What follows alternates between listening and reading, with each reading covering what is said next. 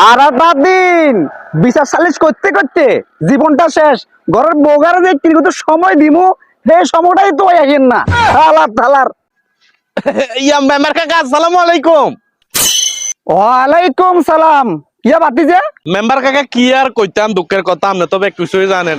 ওই হজলৈকিয়া আন্ডা জমিন আইল কুদ্দুর কাড়ি হাতরে হাতরে করি হেতে সীমানা 2 ইঞ্চি বাড়াই লাইছে। এখন আমনে বলেন হেতে কি কাজটা ঠিক করছে কাকা? আমনে একটার একটা বিহিত করতে হবে, এটার একটা বিচার করে দিতে হইব কাকা।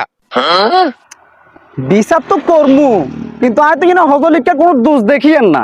এত অস্করিয়া আইছে, অস্করিয়ায় জমিতে কাজ কাটতে গেছে, 2 ইঞ্চি দেখে তো বরকত দিছি আরে। কিন্তু তার ভুল কিছু দেখিয়েন না বাতিজা।